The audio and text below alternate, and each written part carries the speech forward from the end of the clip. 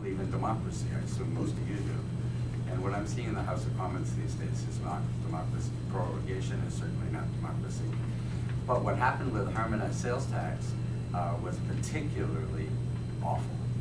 And what happened there was that the Liberals voted with the Conservatives to implement closure on debate and ran the HST through Parliament in 48 hours.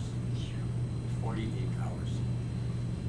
When we do education or EI or any one of many other far more important things for us to be doing, if we get it done at all, it takes us a year or to a year and a half to get most legislation through the House of Commons. How fast they can take other legislation and they can use that same enthusiasm to get other things passed up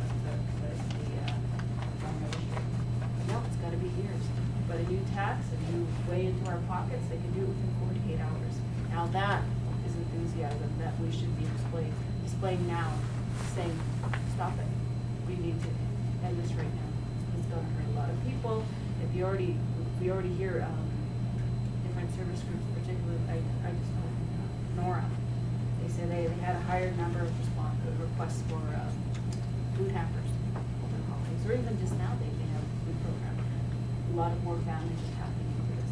How much more is that need going to be this summer when this tax, if this tax goes forward? And I think we need to take the opportunity now, talk to our neighbors, talk to our family members, talk to our colleagues, in the business circles. We need to put a stop to this. I don't think your member here, Mr. Rickford, is being totally honest about it either. They're trying to paint it right now as there's a growing backlash from the media and the public across Ontario and across Canada. They're trying to spin it that this is what the provinces wanted. This was the province's idea, and they're just doing what the provinces wanted. Well, if you look at the history, you can look it up on the net, you can look it up in your library. I've got some quotes here today that I can read to you. But Mr. Flaherty has had this agenda for a long time, and he's been actively courting the provinces for a long time. So this is really, it's mostly a federal initiative.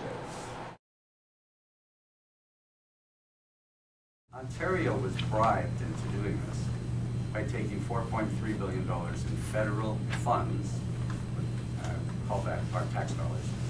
But in a way, it's our future tax dollars, because the federal government's in a deficit situation now, so it's borrowing $4.3 billion on our credit card and going to charge us later to bribe Ontario into doing this tax.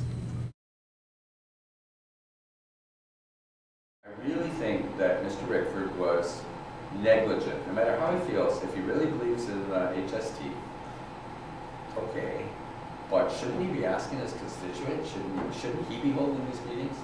I mean, I'm not your member of Parliament, so I'm here with several agendas, as you've heard, but one of those agendas is, don't you have a chance, shouldn't you have a chance to find out what's happening to you, and give feedback, and pass it back? And I'm going to take what you tell me here today.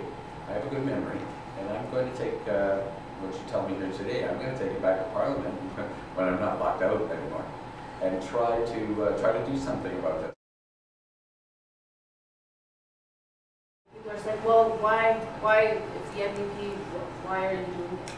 Well, because the Conservatives and the Liberals aren't doing it. There's no town halls that they're offering out there. There's no information. There's no fact sheet of how this is going to affect you, because they want to sneak this in just under the public's radar. And one day in July, they'll wake up and wonder why they're paying more for their utilities, wonder why they're paying more for gas. But this is something that we need to wake up our neighbor and say, let's get on board and stop this while we have the chance.